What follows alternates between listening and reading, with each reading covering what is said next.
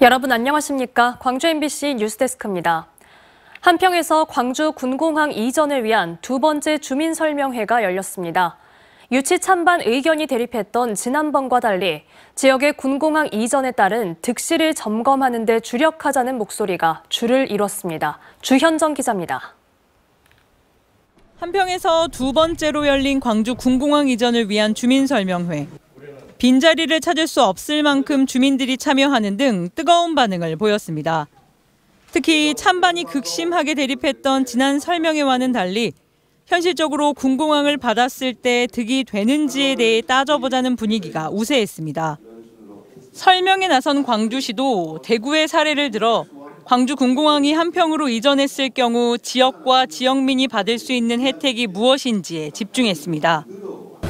이 4,508억, 3,000억, 5,000억 이 부분은 뭐냐면은 해당 지자체가 이전을 희망하는 지자체에 최소한 대로 지원하겠습니다. 라는 숫자이고요. 한평군이 현실적인 득실을 따져보기로 한 것은 눈앞의 현실이 된 지역 소멸을 극복하고 침체된 지역 경제의 새로운 활로를 찾아보기 위해서입니다. 실제로 한평은 지난해 인구 감소 지역으로 지정되는 등 지역 소멸도 머지 않았다는 위기감이 상당합니다. 여기에 최근 영광 등 인근 지역에서도 군공항을 유치하겠다고 나서면서 타 지자체와 경쟁도 벌일 수 있기 때문입니다. 지금 올해 지나면은 지금 2만 명대로 떨어질 수 있는 그런 위기감이 있습니다. 그런 위기감 속에서 군공항 유치도 하나의 어떤 지역 경제를 위한 대책으로 이렇게 무한으로 군공항이 이전될 경우 영광원전 피해보상금 배분 때처럼 피해를 반복하지 않아야 한다는 목소리도 나오는 등 그동안 혐오시설로만 인지돼 언급 자체를 꺼리던 과거와 달리 주민들이 직접 나서 유치 득실을 따져보기로 시작한 군공항 이전 사업. 달라진 분위기에 그치지 않고 실제 알맹이 있는 성과로 이어질지 지역민의 이목이 쏠립니다. MBC 뉴스 주현정입니다. 공사장 앞을 잠깐 지나가기만 해도 시끄러운 소리 때문에 불편을 겪게 되는데요. 매일 이런 소음을 들어야 한다면 어떨까요? 광주의 한 공사 현장에서 발생하는 기준치를 넘는 소음으로 인근 주민과 상인들이 수년째 피해를 호소하고 있습니다. 김초롱 기자가 보도합니다. 건축공사 현장에서 50여 미터 떨어진 곳에 거주하는 공재하 씨. 지난해 5월 갑작스런 이명 증상과 함께 청력이 떨어져 병원에 찾았는데 전에 없던 돌발성 난청 진단을 받았습니다. 공 씨는 지난 1년 반 동안 공사 소음에 시달린 것이 그 원인이라고 말합니다. 땅바닥을 내려치는 작업들이 있어요. 철과 철길이. 그때는 소리만 들어도 인상이 찌푸러지는 그 정도의 소음이라. 공사장 인근에서 원룸 임대와 카페 운영을 하는 김성영 씨 역시 마찬가지입니다. 소음과 먼지 때문에 월세방은 절반 이상 공실이 됐고 카페에선 손님을 찾아보기 힘들다고 말합니다. 저희 생계가 끊겼습니다. 시끄럽다고 이제 한두 번씩 안 오기 시작하더니 이제 거의 발길이 끊기고. 공사가 시작된 건 2021년 여름. 지하 3층, 지상 8층짜리 건물을 부수면서 소음이 계속됐고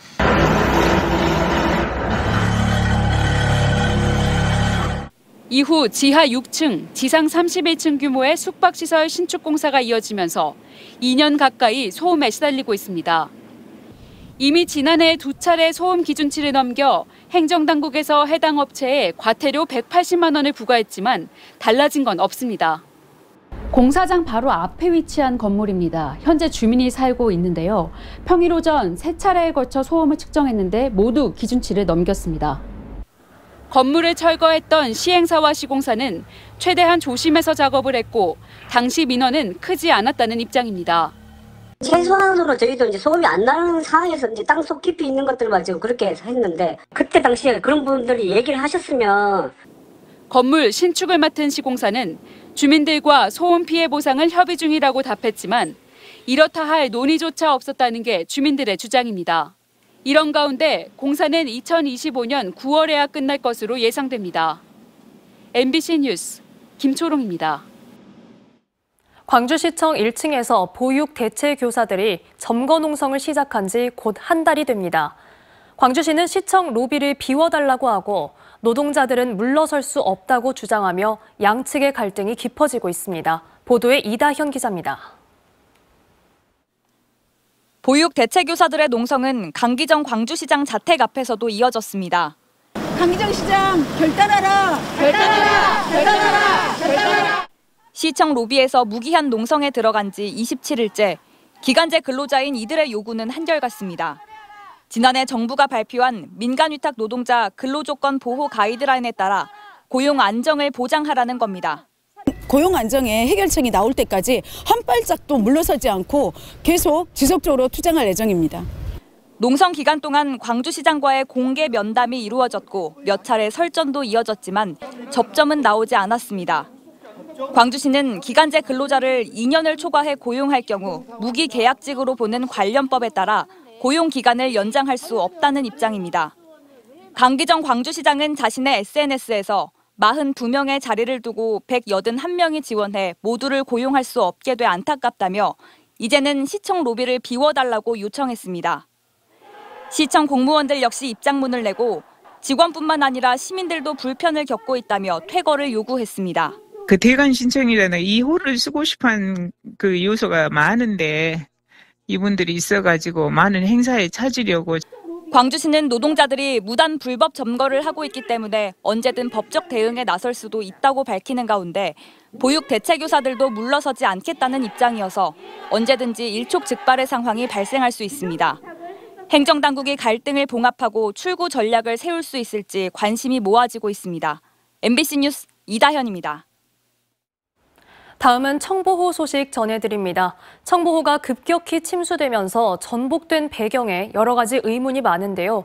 사고 하루 전 청보호가 조타기 고장으로 바다 위에 1시간가량 떠 있었다는 증언이 나왔습니다. 김진선 기자가 보도합니다. 거센 바람으로 조업을 잠시 중단했던 청보호가 다시 진도 서망항을 나선 건 지난 2일 오후. 다음 날 밤 청보호 조타기가 고장났었다는 생존 선원의 증언이 나왔습니다. 여수 거문도 인근에서 운항을 하지 못한 채 1시간가량 바다 위에 떠 있었다는 겁니다. 사고 하루 전날이었습니다. 그 키가 안 움직이는 그 상태가 한 번 있었어요. 그래갖고 배가 한 1시간 정도 떠 있었던 경우가 있어요. 현장에서 수리를 마치고 다시 조업에 나섰지만 다음 날 전복 사고가 발생했습니다. 생존 선원은 사고 당일 기상이 좋았던 만큼 조타기가 또 고장났더라도 침수나 전복으로 이어지지는 않았을 것이라고 말합니다. 조타기 고장이 이번 사고와 직접 관련은 없어 보인다는 것인데 하지만 청보호가 지난해 첫 출항한 이후 사소한 고장이 종종 발생했다고 기억했습니다. 사소한 고장도 있었죠. 고장이 있을 수도 있죠. 있을 수도 있는데 충분히 사진에 점검만 했으면 예방할 수 있는 것들도 있었는데. 생존 선원들이 최초 물이 차올랐다고 증언한 기관실에서 현재까지 파손 흔적은 확인되지 않은 상태. 해경은 선체를 인양한 뒤 국립과학수사연구원 등과 함께 정밀 합동감식을 실시해 사고 원인을 규명할 방침입니다. MBC 뉴스 김진선입니다. 코로나19 장기화로 배달 문화가 자리 잡으면서 배달 오토바이도 그만큼 많아졌습니다. 문제는 오토바이의 법규 위반도 급증하고 있다는 건데요. 인도로 주행하거나 사람들과 뒤엉켜 횡단보도를 달리는 등 위험천만한 상황도 적지 않아 시민들이 사고 위험에 노출되고 있습니다. 김단비 기자입니다. 점심시간 여수시 여서동 사거리입니다. 배달 오토바이들이 횡단보도를 건너는 보행자 앞을 아찔하게 지나칩니다. 인도 위를 달리기도 하고 신호를 무시하는 경우도 다반사입니다. 약속된 시간 안에 빨리 배달해야 한다는 압박감 때문입니다.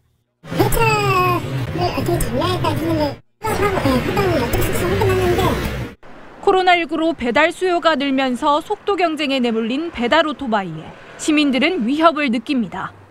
신호위반 같은 거는 많이 해가지고 저도 실제로 사고 날 뻔한 적도 있어서. 이렇게 아까 좀 전에도 오토바이 지나갔는데 사람이 여기 있어도 그냥 무작정 클락슨 울리면서 그냥 지나가고. 오토바이 교통법규 위반 적발 건수는 해마다 늘고 있습니다. 최근 2년 만에 2,000건 이상 급증했습니다. 불법 운행은 치명적인 사고로 이어지기도 합니다. 전남에서 발생한 이륜차 교통사고는 2019년 이후 줄어들긴 했지만 여전히 해마다 700건 이상의 사고가 잇따르고 있습니다.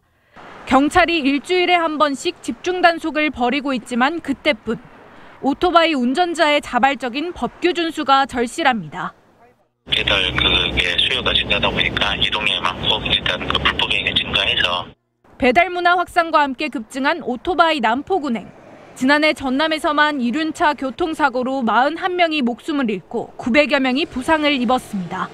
MBC 뉴스 김담비입니다. 전남대 의과대학에서 최근 3년 동안 20여 명의 재학생이 중도에 학업을 그만둔 걸로 나타났습니다.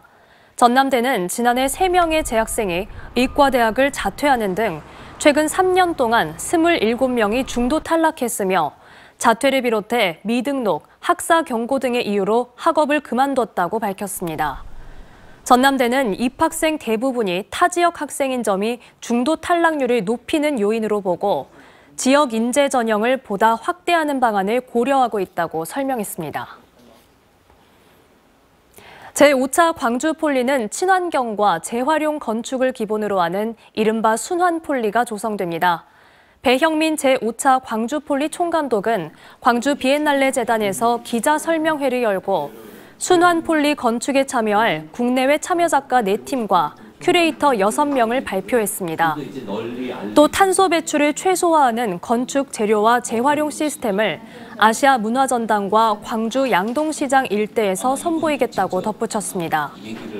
비엔날레 재단은 제5차 폴리 사업을 통해 4-5개의 폴리를 추가로 조성하는 한편 기존의 폴리들을 잇는 광주 폴리 둘레길을 조성할 계획을 갖고 있습니다. 박지원 전 국정원장은 오늘 국민의힘 신임 당대표는 윤심, 김기현일 수밖에 없다고 강조했습니다. 광주 MBC 라디오 시사 인터뷰 오늘에 고정 출연하고 있는 박 전 국정원장은 안철수 후보를 향한 윤핵관의 압박이 거세지고 있다고 지적했습니다.